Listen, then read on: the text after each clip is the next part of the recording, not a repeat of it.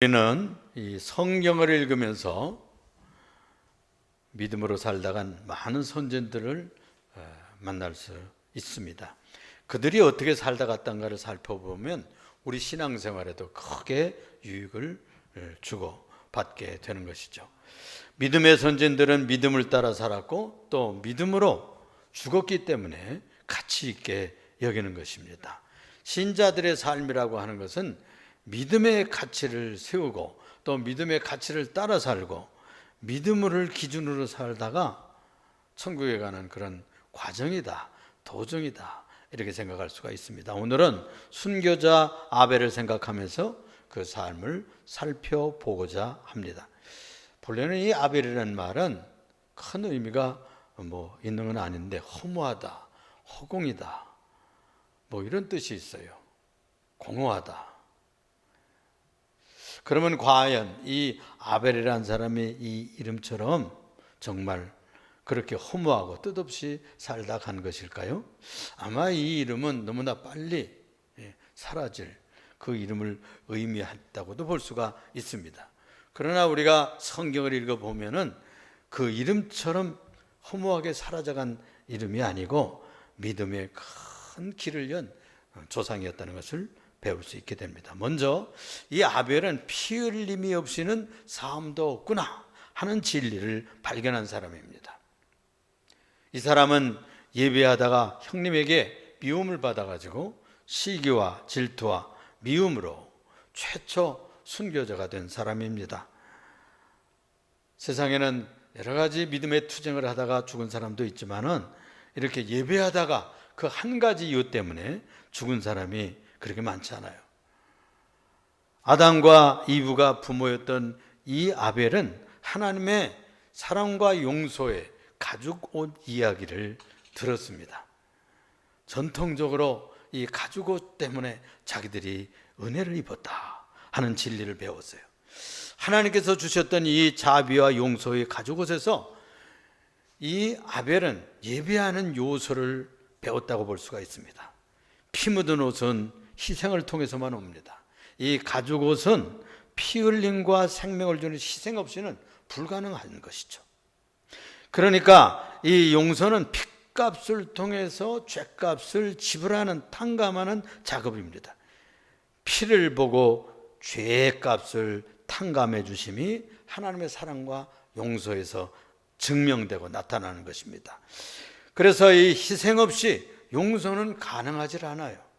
누군가 희생하고 누군가 수고하고 누군가 땀을 흘렸기 때문에 그 대가를 받을 수 있는 것이죠. 한 마리의 양이 희생함으로 말미암아 피값이 죄값을 치르는 값이 되었던 것이죠. 이 놀라운 진리는 하나님이 한 양을 잡고 그 피 흘려서 희생시킴으로 친히 만들어 주셨던 이 옷을 통해서 진리를 배우게 되는 것이죠. 이 진리는 바로 양 하나가 피 흘림이 없이는 희생이 만들어지지 않는다는 것을 깨달은 것이죠. 그래서 우리들의 죄가 값치루어지려고 하면은 한 생명이 희생되고 피를 흘려야 된다는 진리를 이 아벨이 깨달은 거예요. 그래서 자기의 죄를 위해서는 피 흘림이 없이는 안 되겠구나 하는 것을 이 제사를 통해서 나타난 것이 아벨의 예배입니다. 자기가 기르던 사랑했던 양 중에서 첫 새끼를 받아가지고 제물로 드린 이 희생은 자기 죄도 씻어줄 줄 아는 그런 핏값이다 이렇게 믿었던 것이죠. 어린 양이 죽어야 자기 죄벌도 대속된다는 진리를, 굉장한 진리인데 이 진리를 배운 것이고 발견한 거예요. 아담에게 들어온 이 죄악은 자기들 후손들에게 범람해가지고 덮쳐왔습니다. 자기에게도 그 양심이 오염되고 그 영혼까지도 심령까지도 다 잘못되고 오염되고 다 범죄자로 전락하는 그런 세력 아래 있다는 것을 알게 된 것이죠. 이 죄의 사유는 그래서 피 흘림을 통해서만 가는 것을 믿었기 때문에 그는 이 제사를 드린 겁니다. 그래서 오늘 본문 말씀에서도 그런 말씀을 4절에 하고 있는 것입니다. 믿음으로 아벨은 가인보다 더 나은 제사를 하나님께 드림으로 의로운 자라 하는 증거를 얻었으니 라고 했단 말이에요.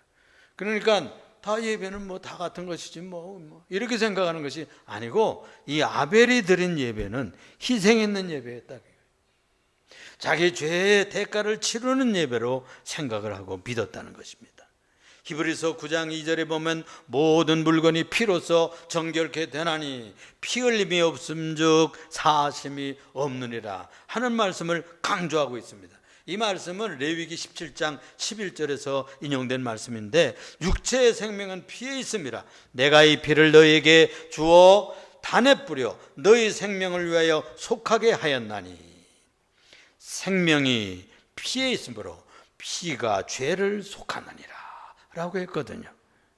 그러므로 이 죄를 대속할 길은 오직 어린 양을 제사로 드리고 피 흘려 드리는 제사밖에 없는 다른 길이 없다고 하는 것을 발견했어요. 이 대속의 진리는 다른 데서 찾지 못했습니다. 다른 길이 없어요. 자의 길은 이 첫 새끼 양을 제물로 드리는 것밖에 없구나 하는 믿음으로, 그런 죄가 얼마나 심각한 문제인지 그 본질을 깨달았다고 볼 수가 있습니다. 또 한 생명의 피를 흘리지 않고는 자기의 생명은 살아날 수 없다고는 생명의 대속 진리를 찾아낸 제사였습니다. 예배였습니다. 그래서 그는 위대한 예배자라고도 볼 수가 있어요. 피 흘림이 없은즉 사함도 없다는 이 진리를 실천한 예배를 드렸습니다. 그 진리를 첫 새끼 자기가 기른 그 어린 양 번제로 드림으로써 제사를 실행한 최초의 희생제사를 드린 예배자였다는 것을 성경은 증언하고 있는 것이죠. 둘째로 생각할 것은 바로 이 아벨이 드린 희생제물이 그 믿음의 증거다라고 성경은 말해주고 있습니다. 아벨이 드린 이 제물이 그의 예배가 어떤 예배였는가 하는 예배의 성격과 그 깊이를 말해줍니다. 그의 제물에는 그의 진정성이 깃들어져 있죠. 자기의 소원과 그 절박한 죄 문제의 진심이 이 제물에 담겨 있습니다. 그래서 자기 죄의 절박성과 도말하고 싶은 이 죄를 다 없애고 싶은 간절성이 그 제사로 나타났다는 것이죠. 조상 때부터 오염된 그의 영혼과 망가진 그 양심을 정화하고 살릴 길, 성결케 하는 길은 오직 이 어린 양의 피밖에 없다는 사실을 믿었습니다. 그래서 길렀던 양떼 중에서 첫 새끼를 골랐죠. 하나님께서 부모님들에게 입혀 주었던 이 피 묻은 가죽옷에서 배운 진리입니다. 그 제물은 헌신과 희생과 사랑과 그리고 정성과 지질성이 담긴 가득한 그런 의미가 있는 제물이었어요. 그래서 제물 없이는 예배가 성립할 수 없다는 것입니다. 피 묻은 가죽옷을 주어서 죄악의 수치를 덮어주셨던 이 하나님의 용서와 사랑을 자기 제사에서 표현한 것이고 드러낸 것이라고 볼 수 있어요. 그래서 이 한 생명이 죽지 않고는, 희생하지 않고는 구원의 길이 없다는 귀한 계시를 발견한 것입니다. 놀라운 사람이죠. 믿음의 사람입니다. 믿음으로 그걸 찾아낸 거예요. 창세기 3장 15절에 아벨이 전해 들었던 이 원시 복음이 있습니다. 여인의 후손이 일어날 터인데 저들을 파멸시키고 아주 많게 했던 이 사탄의 머리를 부셔줄 구세주가 나타날 것이라고 하는 복음을 들었습니다. 그 후손이 일어나는 날 바로 그분이 하나님의 어린 양이 되어가지고 대속의 보혈을 흘려주시고 구원의 공로를 완성하실 것입니다. 세례 요한이 말씀하기를 보라 세상 죄를 지고 가는 하나님의 어린 양이로다. 이렇게 예수님을 첫 소개할 때 그렇게 소개했어요. 보라 하나님의 어린 양이라는 거예요. 무엇을 하는? 세상 죄를 짊어지고 가는 하나님의 어린 양이라. 이 세상 죄를 짊어지고 어떻게 된다는 것입니까? 십자가에서 제자들이 그것을 발견했어요. 그에게 나와서 세례를 받을 때 이는 내 사랑하는 아들이요 내 기뻐하는 자니 라고 했어요. 성령이 비둘기같이 그 위에 내려오실 때 자신도 확신을 가졌고 세례 요한도 확실해졌고 분명히 자기가 제대로 증언을 하고 온 세상에 선포하였구나, 그렇게 믿었을 거예요. 제자들도 그 일을요, 이 변화산상에 올라가서 발견했어요. 보통 때는 자기들과 같은 얼굴빛이었고 모습이었고 같이 식사하고 주무시고 그저 여행하시고 이러던 분이신데 변화산상에 올라갔을 때 예수님이 메시아라는 것이 드러나게 된 것입니다.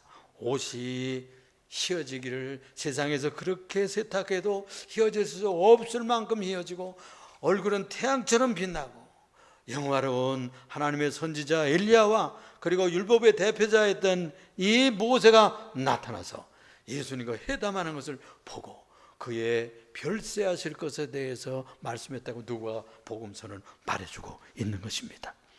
정말로 그들 산상에서 보하고 확인했던 것과 같이 십자가상에서 예수님께서 그렇게 돌아가시는 것을 확인할 수가 있었습니다. 한치의 차이도 없이 제물이 되시고 대속의 길을 여시는 빛이 되시려고 다 피를 흘려서 구원의 길, 영생의 길, 하늘길을 여시는 그분의 선포를 들었습니다. 내가 다 이루었다. 그가 완성을 선포했던 것입니다. 그렇습니다. 예수님은 인류 구원의 길이요 생명이셨던 것이죠. 내가 곧 길이요 진리요 생명이니 나로 말미암지 않고는 아버지께로 올 자가 없다 그랬어요. 또 다른 것에서 나는 부활이요 생명이니 라고 강조해 주시곤 했습니다. 이렇게 말씀이 이 땅 위에서 구원의 길을 여신 시련을 예수님의 인격 속에서 그의 생애 속에서 하나님의 양을 발견하게 되었고 보았던 것입니다. 이것을 확인하는 것이 계시록 읽어볼 것 같으면 사도 요한이 또 확인하는 계시의 문서를 통해서 하늘의 문이 열리고 신령한 눈이 열렸을 때 계시록을 쓸 수 있는 환상을 보았던 것이죠. 믿음이라고 하는 것은 하나님의 어린 양이 우리를 위해서 행하신 일에 그래서 감사하고 감격하고 찬양하는 행위가 예배라고 볼 수가 있어요. 그분이 우리를 위해서 무엇을 하시는가에 대해서 감사하고 감격해야 됩니다. 현대인들이 잃어버린 것이 있는데 그게 뭐냐면 감사하는 일이에요. 또 감동받는 일입니다. 감격하는 일을 상실했어요. 하나님께서 무엇을 기뻐하실까요? 하나님이 기뻐하시는 예배는 오직 한 길 믿음의 길입니다. 다른 길을 주시지를 않았어요. 이 믿음이 없는 예배는 그래서 받으시지 않습니다. 우리가 곡식으로 들으면 어떻겠어요? 그것도 생명 있는 곡식입니다. 거기서 생명이 싹트고 수많은 사람들이 그것을 먹고 생명을 얻는 양식입니다. 그런 곡식을 들여서 안 받았다고 하는 그런 해석도 있긴 있어요. 그러나 생명 자체를 드리는 그 제사였어요. 그런데 아무 의미 없이 드린 겁니다. 회개하는 마음이 없이, 진실한 자기의 죄에 대한 인식이 없이, 참으로 이것을 드림으로써 하나님 자기의 죄를 소멸해달라고 하는 그런 회개된 기도가 없이, 감격과 눈물이 없이, 찬양과 감동이 없이 드렸다고 말해요.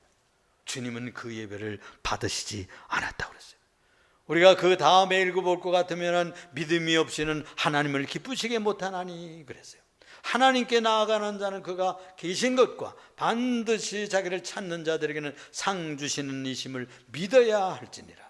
그래서 믿음이 없이는 하나님을 기쁘시게 못하므로 바로 이 믿음을 통해서 어린 양 예수 그리스도의 희생을 통해서만 우리의 영생길이 열린다는 사실을 찬양하고 감격하고 감동하며 예배하는 것이 우리의 믿음의 표현이 되는 것입니다.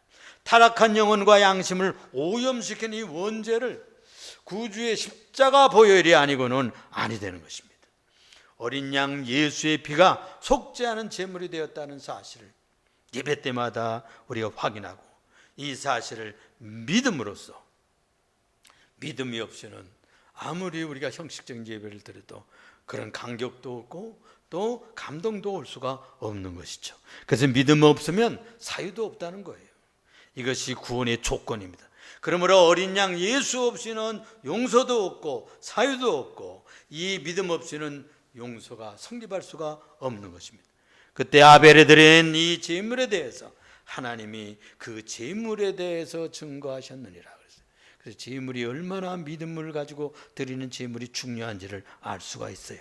제사란 바로 예수가 사하시는 제물 자체이시니 그 이름을 들고 우리가 예배하러 나가야 된다는 진리를 여기서 다시 한번 배우게 되는 것입니다.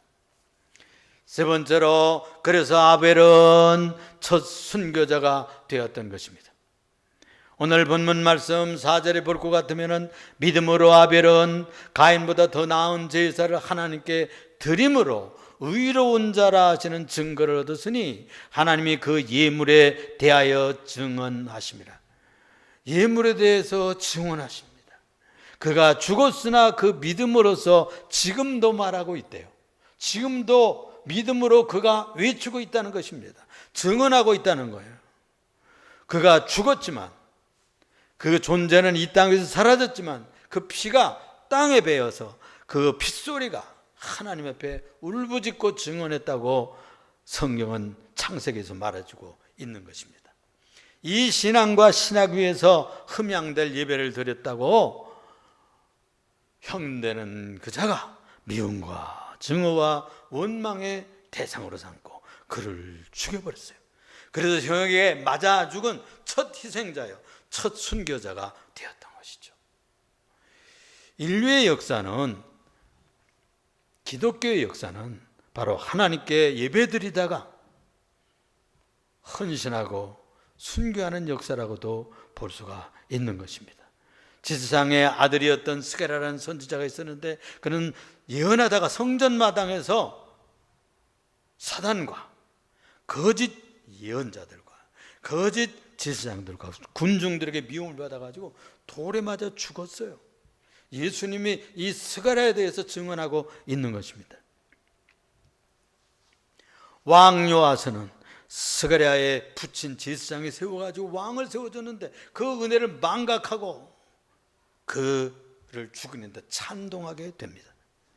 초대교회 우리가 너무나 잘 기억하는 스테반 집사는 이 예수의 복음을 전하다가 유대인들에게 미움을 받았잖아요. 그래서 돌에 맞아서 첫 초대교회 순교자가 됩니다. 공인 전에는, 기독교가 공인받기 전에는 로마 황제를 신으로 섬겨야 된다는 이 강력한 권력의 신의 밑에서 많은 크리스찬들이 순교를 했습니다. 그때 생긴 것이 카타콤 교회입니다. 지하 동굴 교회예요. 로마에 가보면요, 지하 동굴 교회들이 여기저기 있습니다. 또 터키 가보면, 카파도기아에 가보면 지금도 석회암 돌산을 파가지고 만든 동굴 집들이 이렇게 벌집처럼 구멍이 남아있고 그 안에 동굴 성전들이 여기저기 남아있더라고요. 또 테린구이라고 하는 이 지하 도시가 있는데 수많은 성도들이 거기에 은거했었다는 거예요.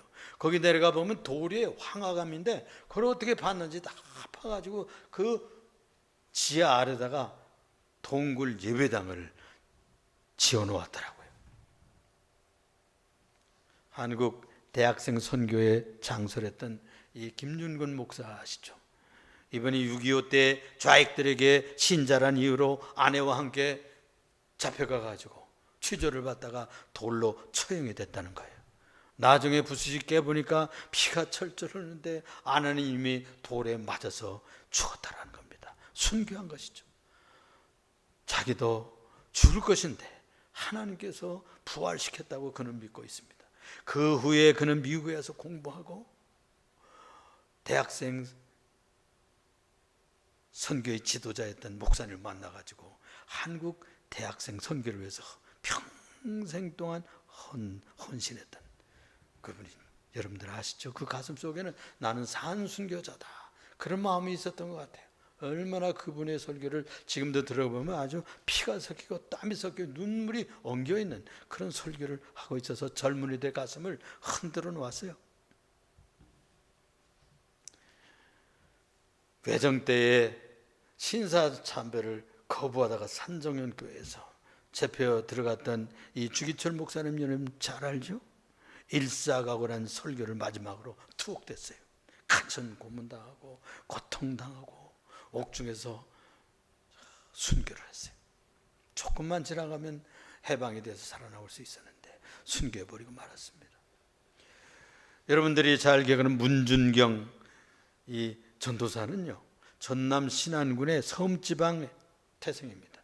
그런데 이 사람이 평생 교회를 개척하고 일제하에서는 신사참배 거부하다가 잡혀가지고 고문받고 그러다가 겨우 살아나와가지고 다시 섬 이 지방 저 지방에 이렇게 전도했는데, 그 문준경 전도사의 일대기를 보면은 참 박복하게 살았어요. 세상식으로 말하면 남편한테 버림받아 받아가지고 거의 생과부로 평생을 살다가 저 서울에 있는 선결교 그 평신도 신학교에 다니다가 전도자가 되어가지고 고향에 내려와서 섬지방에 자기 남편과 그리고 그 첩이 사는 그 지방에 들어가서 전도를 하고 교회를 세웁니다.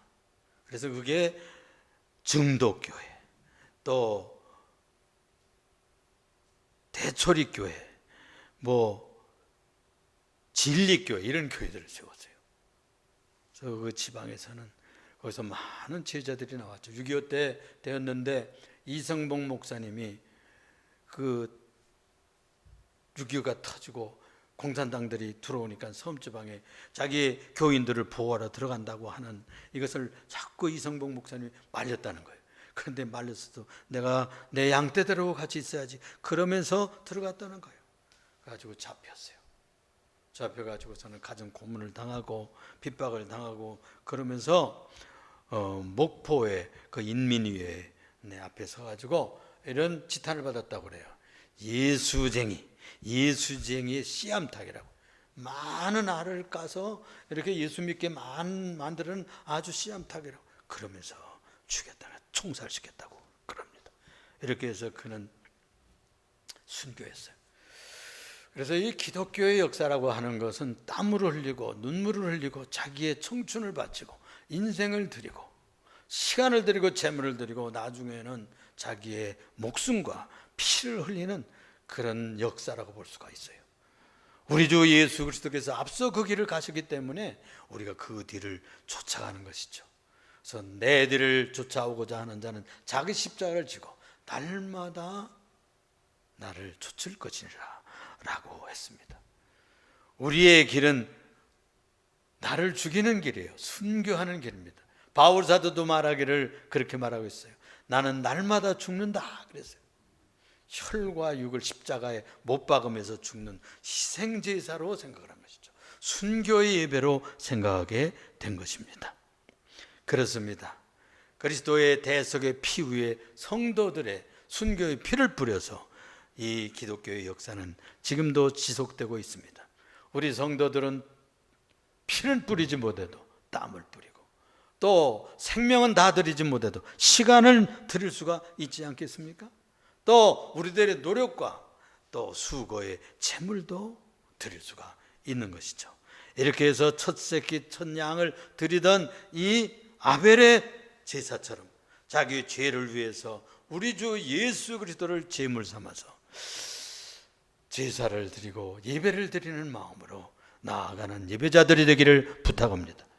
이렇게 피 흘림이 없은즉 죄사함도 없다는 진리를 찾았던 이 믿음의 사도였던 아벨의 신앙을 본받아서 하나님께서 기뻐하사 그의 제사를 흠양하셨던 것처럼 여러분들의 정성도, 여러분들의 땀도, 여러분들의 눈물 있는 제사와 감사와 찬양의 예배도 받아 흠양하시기를 예수 이름으로 축원합니다.